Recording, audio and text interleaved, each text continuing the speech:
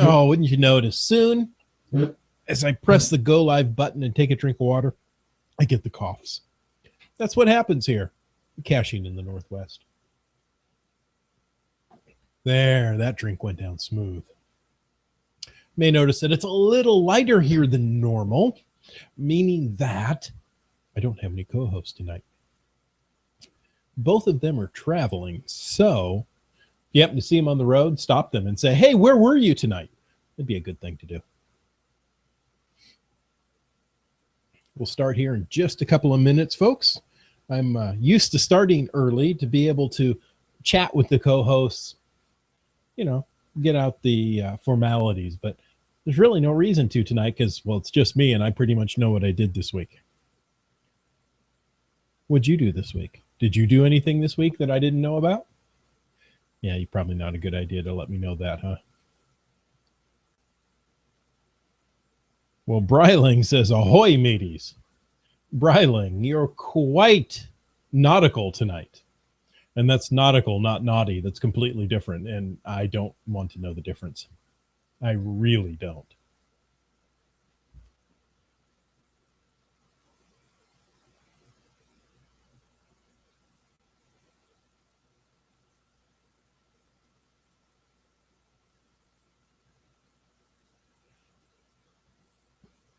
Bryling says, I will ask Land Monkey where he is, was, or will be when I see him next. You know, that whole time travel thing, speaking, you know, of time in one way or another, it's so complicated. I don't understand it. But I know exactly, well, I know where he could be. I don't exactly know where he is at this moment. That would be kind of creepy, wouldn't it? Yet, you know, we could just do that. With all the GPS technology we have at our fingertips, we could track that guy. Interesting. No, we shouldn't do. Well, maybe we should. Maybe a little anklet. What do you think? Put an anklet around him. That way we know where he is at all times. Because I think that's a good way to go. Well, I am going to go ahead and kick off the show because, well, it's just me. I don't have to wait for anybody. I know what I'm doing. Yeah, well, you would think otherwise. Okay, so I am going to hit record, play some music, and I'm doing this talking to myself like, you know, there's other people around here that need to listen to that, and they really don't.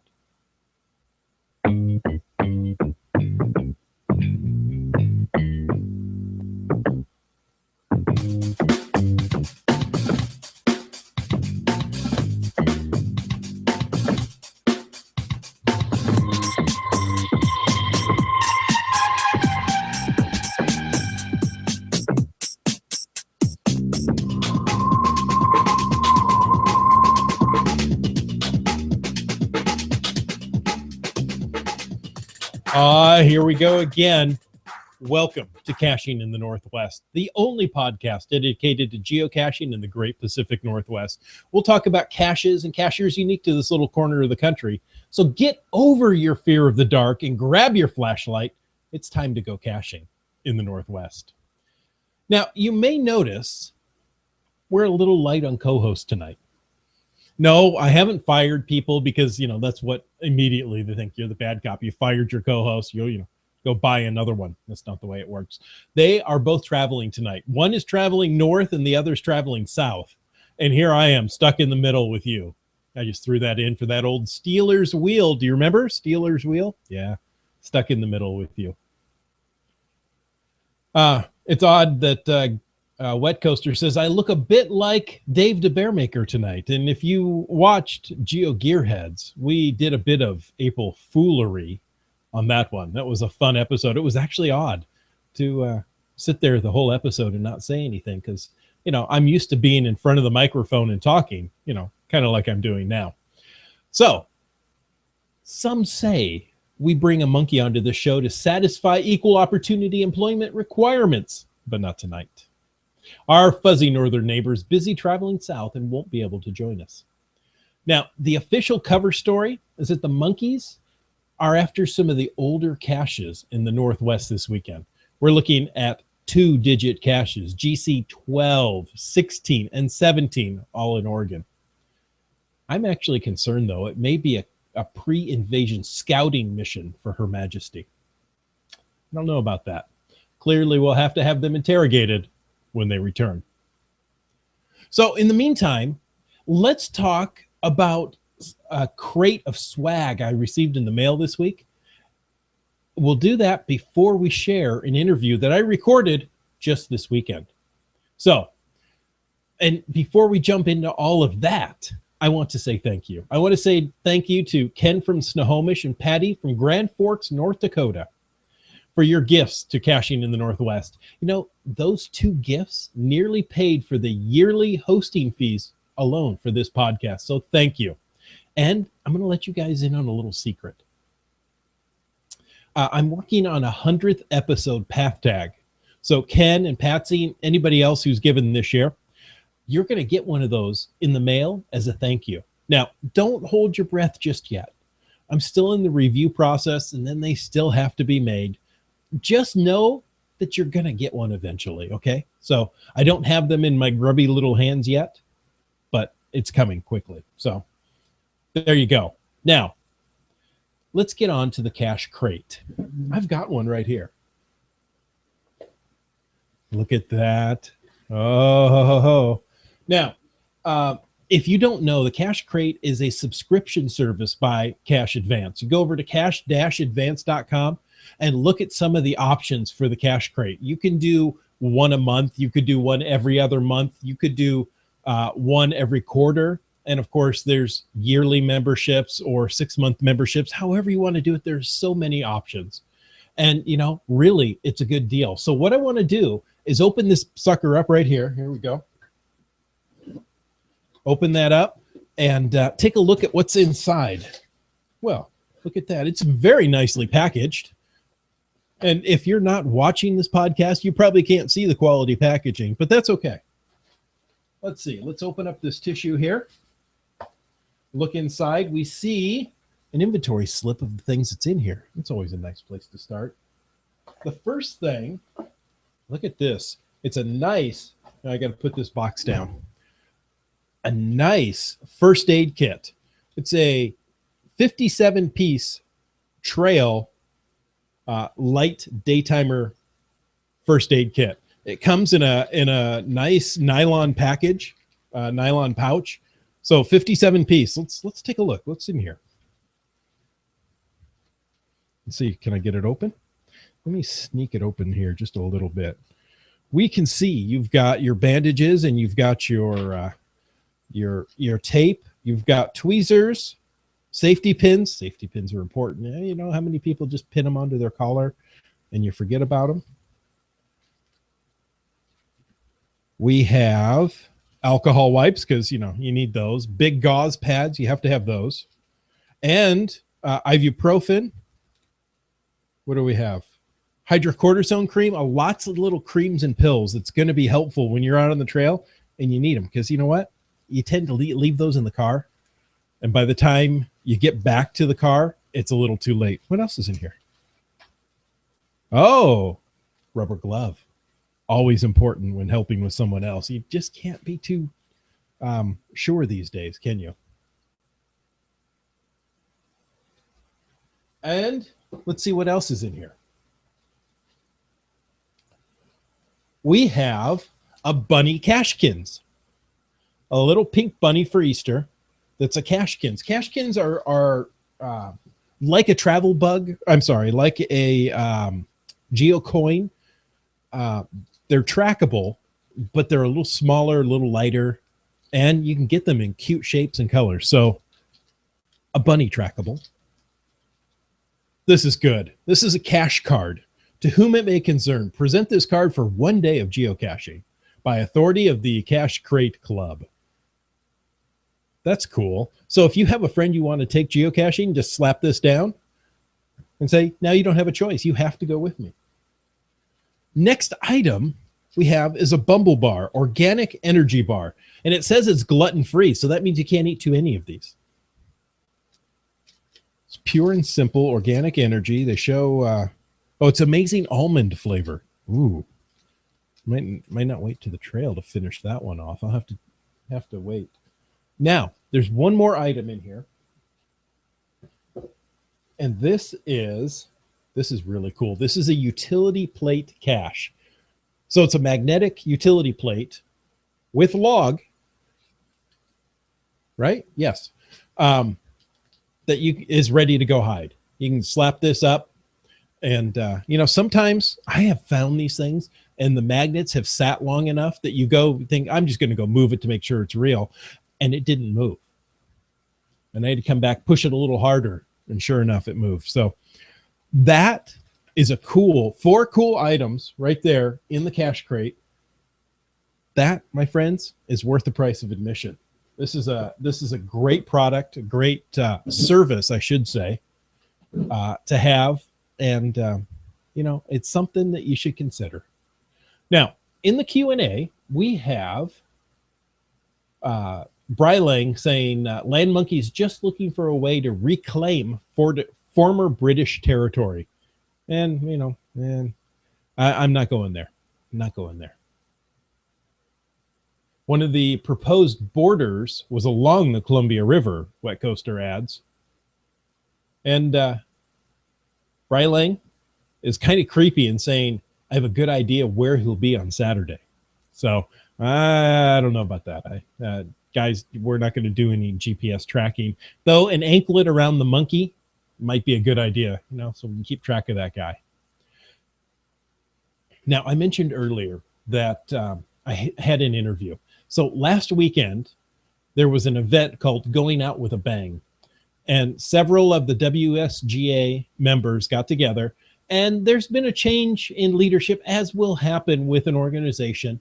The president at the time, got to make sure I get that right, Hide and Seek, who we've had on this podcast about the WSGA and the wonderful organization that it is. I'm a member, so I can speak about it, right? You should be a member as well. WSGA elected a new president. So Hide and Seek has been the president for quite some time, started the Ape mega event. Well, the Ape event at the time, the Going Ape event, it has now become a mega event. I had the privilege to talk with her during or right after this big event. So I'm going to go ahead and play some of that interview now. And let's listen on how the Ape event became what it is today. Well, let's take a moment and reintroduce you to our listening audience. Can you tell us your geocaching name and just a little bit about yourself? Sure. Thanks for having me on today. I'm Hide and Seek, sometimes known as Abby Wolf, and I've been geocaching for 12 years now. For the past 5 years, I've been president of the Washington State Geocaching Association, but I just stepped down from that office yesterday, April 1st, and now I'm just an ordinary geocacher again. One of the reasons we wanted to talk to you is about the Ape event. Now, as you said, you were president up until yesterday of the WSGA. Can you tell us about the Ape event, when it began? We'll start with that. Okay, sure. The Ape event began back in 2010 when the organizers of Geo Woodstock 8, which was here in the Seattle area, asked if WSGA could host an event to visit the Mission 9 Tunnel of Light ape cache, which was the only ape cache left in North America. That first year, it was a logistical nightmare because Snoqualmie Tunnel was closed for repairs, and we had to bus attendees from the event venue at Hyack, which is where there was enough parking. We had to bus them 8 miles to a smaller trailhead from which they could hike to the ape cache. We had to limit the number of attendees and sell tickets beforehand, so it was quite the thing to do on your very first year. Despite all that, the event went very smoothly and it was quite popular. We had around 500 attendees actually, but since Geo Woodstock had the mega designation, we were just listed as a regular event. Actually, I had some friends that attended. I had found the cache prior to that, and they said that they could basically hold hands as they went up the trail to the cache and back down again. The trail was that packed.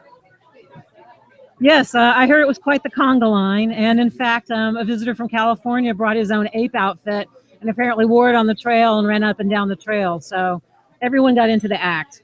Fortunately for us, the tunnel reopened the next year, so that people could then visit the Ape Cache as originally intended, Tunnel of Light and all that.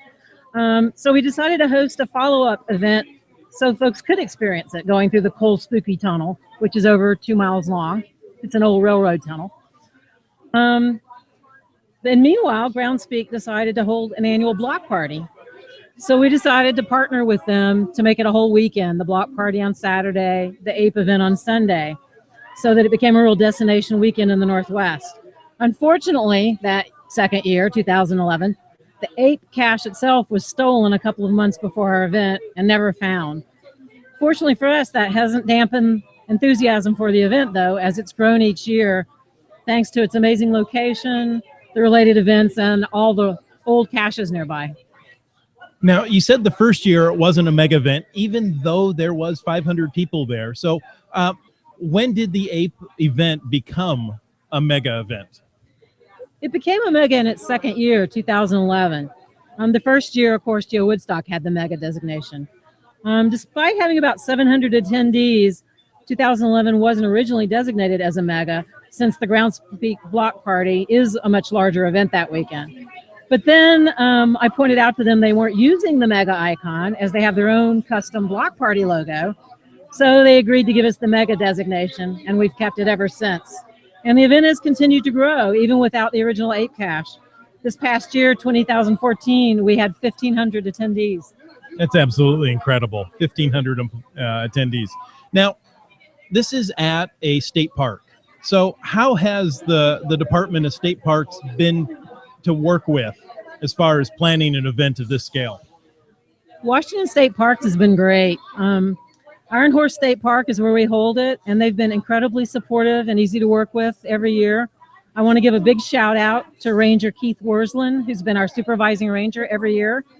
And as the event has grown and we've required, additional support and stuff, Keith has been great to work with on requested changes, his and ours. Well, now, Groundspeak has it easy. I'm going to say easy because their mega event is in a city with a bunch of infrastructure. Your mega event is basically out in the middle of nowhere. So what infrastructure did you need to bring in order to have this many people? That's a great question. Our event is kind of remote. It's almost an hour from downtown Seattle at Snoqualmie Pass up in the Cascade Mountains. That's actually part of its appeal. One attendee once told me they don't have snow-capped mountains and spooky long tunnels like this back in Indiana. So the first year, as mentioned, I had to arrange for buses to shuttle folks between the main venue and the hiking trailhead because the tunnel was closed. The tunnel's been open ever since, so folks can now walk or bike directly from Hyack through the tunnel to the caches, and the terrain is much easier so that even handicapped and wheelchairs can do it. At the Hyack main venue, we have 4 main booths: welcome, swag sales, swag pre-order pickups, and refreshments. All of the equipment, the tables, supplies, merchandise, signs, etc., are all brought in and set up by our awesome volunteers. Honestly, our biggest logistical issue due to our remote location has been porta potties. Yes, toilets. Due to our event size, the state park requires us to have at least 3 additional toilets on site. Unfortunately, most vendors don't like hauling their potties that far, even with extra mileage fees. We did have a great vendor for our first 4 years, but last year, they surprised us by deciding to stop servicing events up at Snoqualmie Pass. So we had to scramble to find another vendor. This year, for 2015, we've already worked out the details for a new potty provider, so no one will be doing the chicken dance. You know, it's just an odd thing that is something that's a major logistical hurdle to work through. But it's true. It's true. Even higher up on the mountains, if you go hiking, that's a problem. So after the event went mega, what changes did you have to make to accommodate these increased crowds? Another great question. We've had to make numerous changes over the past 5 years, some of them common to any growing event and others specific to our location. As you mentioned, its remoteness. Parking has actually been one of our biggest concerns. When you're in a remote area, a lot of parking at trailheads is not that big. We were very fortunate that the state parks, Iron Horse State Park, has a very large parking area at Hyack. It has about 250 spaces, but there's no public transportation to the Hayek area and no nearby accommodations. So everyone has to drive, which means a lot of cars to park. After 2 years, we actually overran the 250 spaces at Hayek, so we co-opted a nearby Forest Service lot. But by 2013, I think it was, we actually overran both of those lots. And the state parks and the Forest Service were both mandating we needed to resolve our parking problem in different ways. So we were very lucky to do a deal with a nearby ski resort to use their lots since they're empty in the summer. And all of the lots are walking, the ski service lot and the Forest Service lot are both walking distance to Hayek.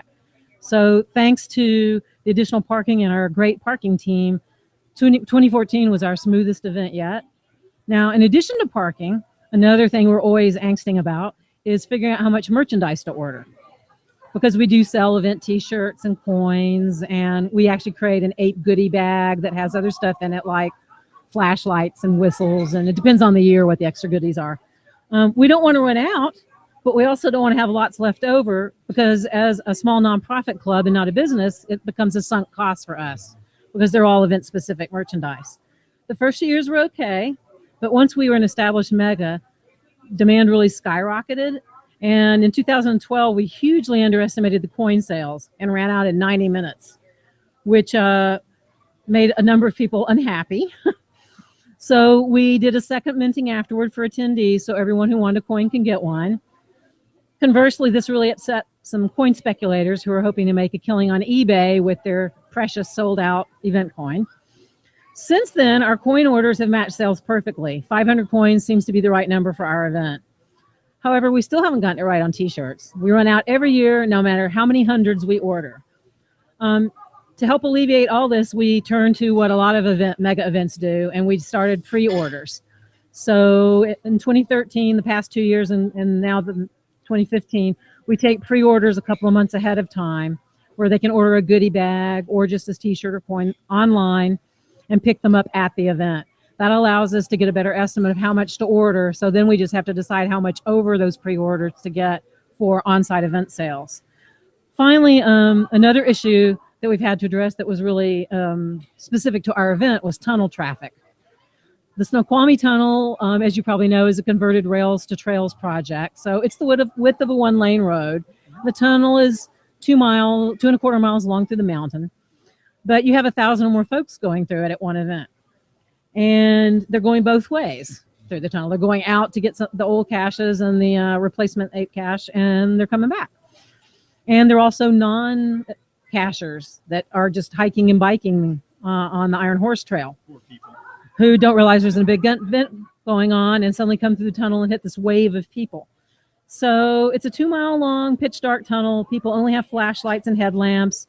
There's a mixture of people, pedestrian people, and bicyclists. Some pedestrians have leashed dogs, and they're going in both directions in the tunnel. By the time it reached around 1,000 people each year, we started having incidents in the tunnel.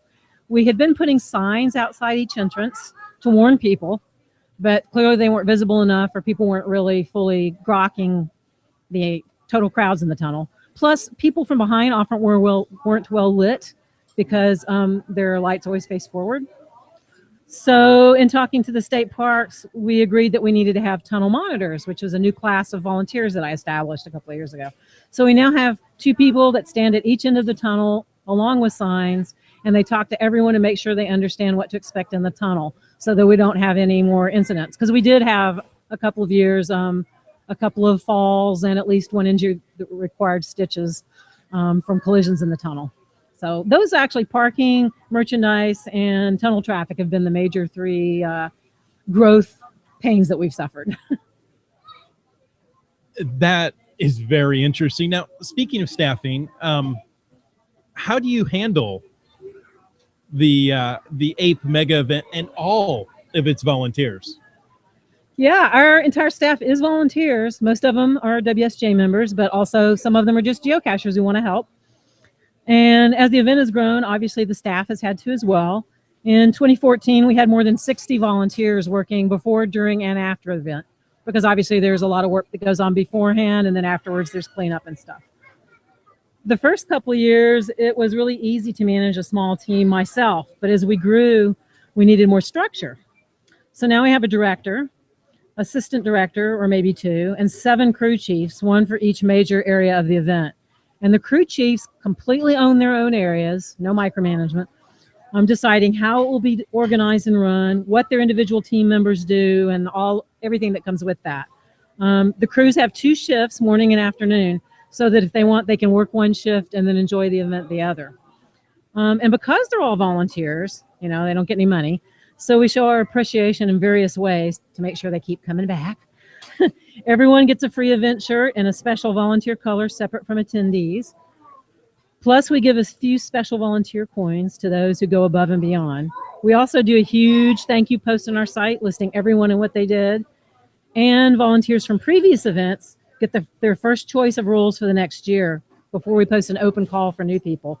What's really great is our retention rate on volunteers is around 90%. Almost everyone who does the APE event volunteers to come back the next year, and that includes our crew chiefs returning. Most of our new volunteers are actually due to event growth. Let me unmute the microphone. That's amazing. 90% return rate on volunteers is unheard of in any nonprofit or volunteer organization. So if you've never been to the APE event, you need to go. You've got a 2.25 mile dark tunnel that you need a flashlight, and you need a good strong flashlight to walk down. Now, when you've got nearly 1,500 people, you really don't need that big of a flashlight. You can join a group and head on down, but having your own flashlight really is fun. I've walked the tunnel the first year, and then I've ridden a bike in the tunnel, and I can see that, when I was riding the bike, I was worried that somebody wouldn't see me coming and step out in front of me and, cause some of those injuries. That didn't happen. Walking the tunnel, you can probably walk through the tunnel, it's 2 miles. And you could probably walk through it in 40 minutes, maybe, under an hour. It depends on your speed of walking, but you can bike through that thing in 15 to 20 minutes. So you can really scoot through on the bicycle. Wet Coaster wants to know if they get free bananas. No, that's only for the apes. That's not for the attendees. We keep those just for the apes. Now, the tunnel is a converted rails to trails project, so it's very smooth. It's a nice gravel bed, easy to walk. It's level. So if you ever want to consider doing it, this might be the year. This is Groundspeak's last block party, and they don't know how that's going to affect the APE event. They Hide and Seek did say they're going to do it for one more year, and then kind of gauge the attendance there and see if it's worth doing beyond that. And you never know, it could carry on as a mega event all in its own standing, which I think it should. It's one of the mega events, or one of the events that I want to make sure I go to each and every year. So if you want to be one of the many and returning volunteers, head on over to wsgaonline.org and get more information, because they're always going to need more people. So there you have it. You could be one of the parking attendants at the ski resort. Add that to your resume. When's the last time anybody said, well, I was a parking attendant at a ski resort in the summer, huh? Yeah, it's kind of like being a typewriter repairman. Really don't know what they do. She also talked off air about some of the cool projects that the WSGA is currently working on. Now, even though she stepped down as president, she didn't step out of the WSGA, and she's still working on multiple projects. So some of these are going to be really cool. And as those details firm up, we'll cover that. We'll cover those caches and those events that the WSGA are working on in further shows. So I want to say thank you for taking the time to listen to this episode of Caching in the Northwest. Don't forget that you can be part of the show. Call 253-693-TFTC and leave us a comment, correction, or question any time of the day or night. Of course, you can email us at feedback@cachingnw.com. And don't forget that this podcast is brought to you by you. So if you like what you hear, consider contributing to the show by providing that feedback, content, or even a financial contribution through the Caching in the Northwest website at cashingnw.com. This show's licensed under Creative Commons Attribution 3.0 license, copyright 2015 by Chris Umfenauer. Folks, thank you. Thank you for listening tonight.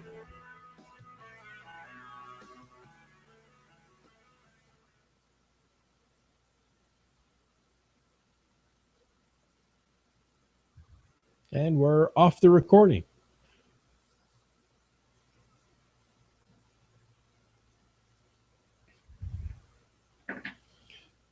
I will hang out for a few more minutes. If you guys have any Q&A you want to talk about, pop it in the show notes, and put it in the Q&A, and I will respond to it. If not, have a wonderful night, and have a great Easter, folks, weekend.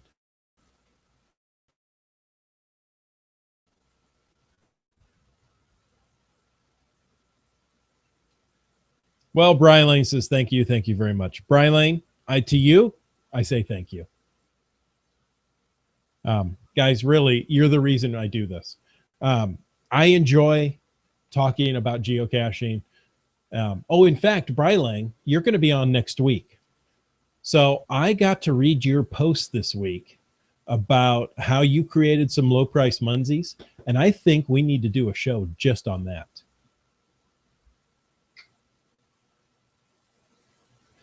It's funny. Brian Lang says, and now to Muncie, and then off to bed. Got a long drive to Oregon in the morning. I wonder where he's going. If you're coming through my area, let me know. We'll stop and, if time permits, grab something to eat, at least shake your hand. And Wet Coaster wants to know if I have any caching plans this weekend. Well, I've got family coming over to the house for Easter, so I've got to spend a lot of time getting my yard up to shape. I mean, it's been raining most of the weekend, so the grass in my backyard is, I don't know, it's a small jungle, let me say. It's like the prairies on the savannah with the tall grass waving in the breeze. That's my backyard right now. Brian Lang says, Muncie tomorrow, clan. Oh, no, I'm sorry. Wet Coaster says, Muncie tomorrow, clan war starts tonight. Brian Lang follows up with Muncie. In your nitro burning funny car. You can never have enough Muncies, can you?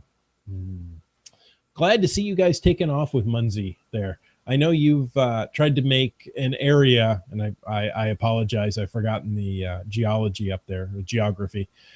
You've made one area around you quite the little Muncie destination by the three of you working together to create the Muncie Garden. Is that the proper term? So, well done. One of these days, I'm going to be up there, and I don't know if I'll get them all, but I will get some of your Muncies. Also, for an upcoming show, I am planning on going to Muncie headquarters this summer. I've got a training down in Texas, and I'm going to fly into Dallas, head up to Muncie headquarters, and then drive down to San Antonio, home of the Alamo. Let's see what Brian Lang says here. Time won't permit this time. I don't think. Tomorrow I'm pushing through to the original stash to make it fine 3,000. That's worthy fine 3,000. Saturday I'm hiking with Land Monkey and others to GC 12 and 17. Sunday I will return to Canada. There you go. And speaking of Muncie, Wet Coaster says all three of us are in the same clan. So, clans were an interesting thing. I got into them early, and then it just kind of fizzled. But you know what? I have nothing against it. I think it's a nice way to keep Muncie relevant. I don't know if that's the right word I want to use, but keep it interesting. A reason to go out and find Muncies so that your clan can get more points and you can have better status. So I think it's a great idea what Muncie has done. And we'll talk to them about clans and their headquarters and all the things that they're doing when I go see them this summer. And I think that's it, folks. Sayonara. And until next week, when all the co-hosts should be back and I won't have to talk to myself. But I still will talk to myself, and that's what makes this show somewhat awkward. Good night, all.